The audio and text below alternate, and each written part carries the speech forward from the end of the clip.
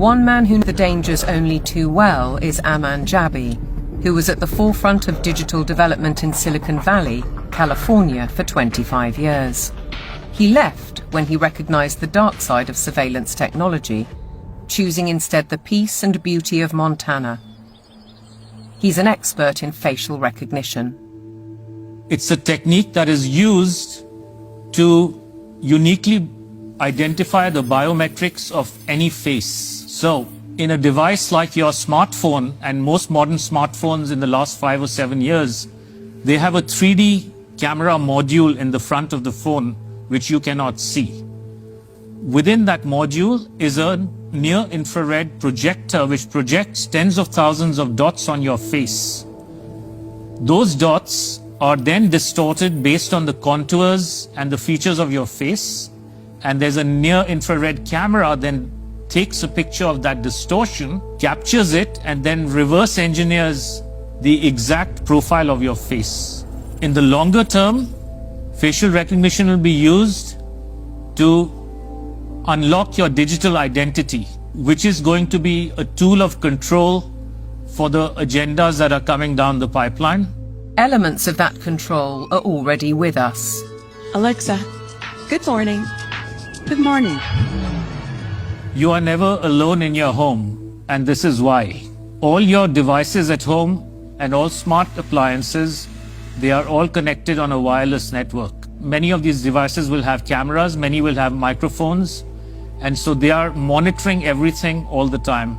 Your smart appliances are communicating with the smart meter and sending it real-time usage data. If there's a Ring camera also in your home, a mesh network is formed, and all your devices are being tracked within the home, its location, its usage, and all the data is going to Amazon servers. When you leave your home, all modern vehicles are connected to the internet, so your automobile is being tracked all the time.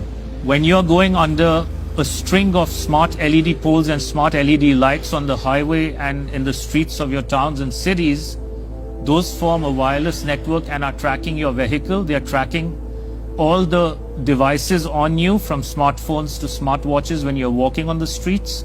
So data is being collected 24/7 continuously on every human being whenever you are within these wireless networks. And it's obviously not good for health also because of all the electromagnetic radiation. In the long term, the plan is to pretty much lock up humanity in smart cities, which is kind of a superset of a 15-minute city. They've sold all the state and local governments and countries that smart cities are about sustainability and the good of the city. But in reality, the language from the UN and WEF and their white papers is all inverted. So, their monitoring is really about limiting mobility and no car ownership. Right? Surveillance, control via LED grid is why the smart lighting is there. Water management is about water rationing, noise pollution is about speed surveillance, traffic monitoring is about limiting mobility, and then, of course, energy conservation is all about rationing heat, electricity, and gasoline.